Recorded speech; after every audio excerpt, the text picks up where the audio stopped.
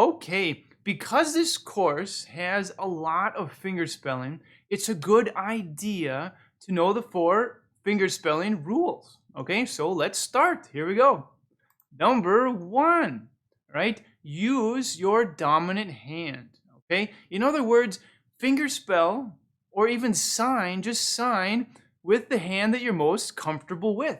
Okay, so I'm right-handed. For me, it's most comfortable to fingerspell HELLO with my right hand. All right, if you're lefty, or even if you're righty but you feel more comfortable signing with your left hand, go nuts. All right, so use your dominant hand, or in other words, just fingerspell, sign with the hand that you're most comfortable with. Okay, so this is the same for fingerspelling and for signing, whatever you're most comfortable with, because the goal is clear communication and being understood, right?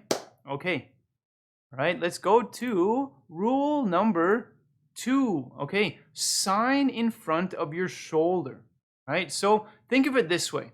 Pretend there's kind of like a box here, like one of those old TV sets that's, thick and big, all right? So there's an area right here in front of your shoulder, and that's where you put your hand when you're fingerspelling, all right? So if I'm going to sign or fingerspell HELLO, see how it's here? It's in the box. And the reason is when you sign here, people can still look at your eyes, make eye contact, but still take in your hand signs, right? And what you're signing. The whole idea is communication, and respectful communication usually means you're making eye contact, right? And taking in what people are signing. So if I sign like this, HELLO, the farther I get off to the side, the more the people have to go, right? They have to go back and forth to watch your hand and your eyes. So keep it in the box, sign in front of your shoulder, all right? So like about out here, you don't have to like go way back here where it's uncomfortable. Then it just is a headache for communication. Just, right in front. Huh? HELLO. Hello. All right, so let's go to rule number 3. Okay, double letters. All right, even that word right there, TT. Right, repeat a little to the side. Okay, so I'm right-handed. So if I'm going to spell this word right here, letter or letters, I would go LETTERS. Did you see it? Did you see how I moved the T, the second T, a little bit to the side? All right, LETTERS. All right, so you can slide, you can go T, T. Maybe you can just move it up and down a little bit, T, T. But either way, we need some movement in there, because if I just go T, T, I mean, they can't hear me saying T, T, so they're watching my hand, and they're like, well, you spelled it wrong. There are 2 T's in that word. If you're left-handed, just go off to the side a little bit the other direction, all right? LETTERS, right? Either way, you keep it in the box, right? LETTERS, letters. So let's do a little bit of practice. Why not? All right, so we have the name read, or just the word read, okay? So R-E-E-D, right? R-E-E-D. E is 1 E and then 2 E's. R-E-E-D. Here we go. Let's do Jenny, okay? J, sign with me, fingerspell with me, okay? J-E-N-N-Y. See the N's? N-N, right? N-N. J-E-N-N-Y, right? See what else we have? We have Billy, okay? B-I-L-L-I-E, right? B-I-L-L-I-E. Okay, good, good, good. So remember, double letters off to the side for the second one.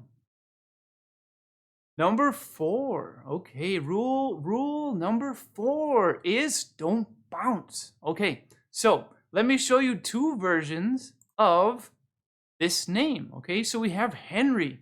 All right, so I'm going to fingerspell it 2 different versions, and you tell me which one is easier to understand. Okay, so here is version number 1. Right, Henry. Here is version number 2. Okay, do you notice? It's easy, right? So if I'm bouncing, if I'm going Henry, I'm filled with good emotion. I haven't been able to sign with someone for a while, so I'm just like, yeah, I'm like Henry.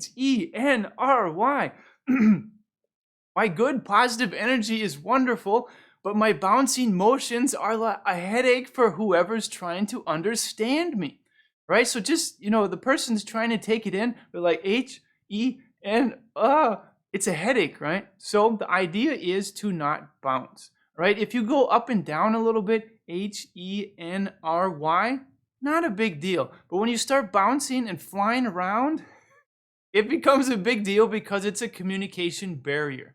And we're looking for clear communication, right? So it would just be Henry. Once again, Henry, not Henry. No, don't bounce. Okay. Oh, I guess I should show a visual. If you bounce, it's dizzy. It makes people dizzy because they're trying to follow you. They want to talk with you. They're thrilled. Deaf people are usually thrilled if you come up to them and you want to sign. They're like, wow, another signer, fantastic.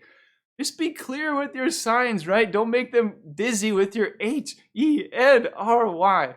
Okay, so we talked about the 4 fingerspelling rules. Let's just do a quick review.